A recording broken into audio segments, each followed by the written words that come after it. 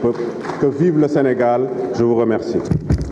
Merci, cher collègue. Samba Dang pour 3 minutes, suivi de Fatoumata Dabo.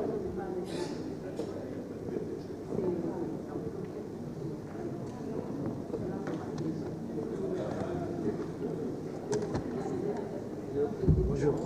D'accord, monsieur.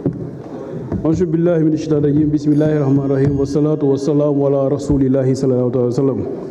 Monsieur le ministre des Finances, donc nous vous saluons ainsi que monsieur le ministre du Travail. Nous savons que pendant 30 ans, vous avez été donc au sein de ces ministères en tant que fonctionnaire et vous avez fait un excellent travail là-bas et vous connaissez les choses. Mais malheureusement, comme je l'ai dit, vous savez, aux Parcelles Assainies, vous avez deux rois des arènes. Le roi des arènes de la lutte, mais aussi on a le roi des arènes donc de la dette qui habite aux Parcelles Assainies. Non seulement c'est le roi des arènes de la dette, mais c'est le roi des arènes donc des remises gracieuses et des exonérations fiscales. Monsieur le ministre, en janvier 2016, le syndicat donc, des agents donc, de l'administration des impôts et domaines avait alerté sur la pratique de votre candidat. Et dans un point de presse, il faut cesser donc, les remises gracieuses et exonérer donc, les exonérations fiscales.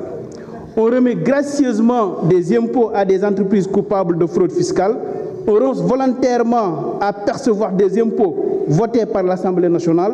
On fait des décisions d'arbitrage pour négocier des montants d'impôts qui sont dus par les contribuables coupables de fraude fiscale en les accordant une certaine amnistie sur des impôts collectés sur les populations, sur les travailleurs et qui ne font pas l'objet de reversement. Monsieur le ministre, le cas du port autonome de Dakar est là.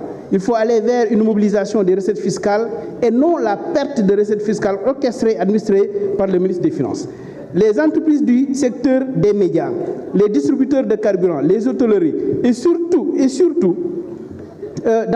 entreprises de communication qui pesent lourd dans la formation du PIB et qui sont coupables dans beaucoup de cas de fraude fiscale et pour lesquels on applique des décisions scandaleuses qui sont prises à leur faveur.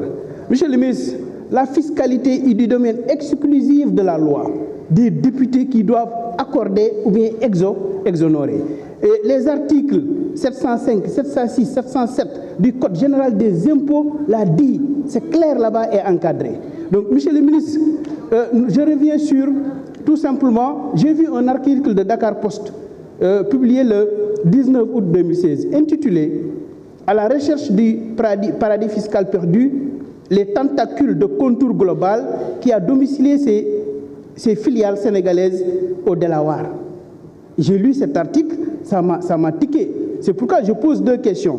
Qu'en est-il de la fiscalité donc, de cette société, Global Contour, qui paye les impôts de Global Contour? Toute cette dette, on peut avoir un financement intérieur en regroupant les exonérations fiscales, en cessant les remises gracieuses, monsieur le ministre.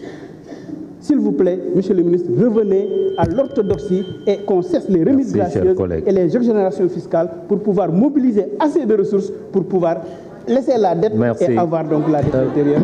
Je vous remercie. Merci beaucoup. Fatoumata Dabo pour 3 minutes, suivi de Baran Fofana.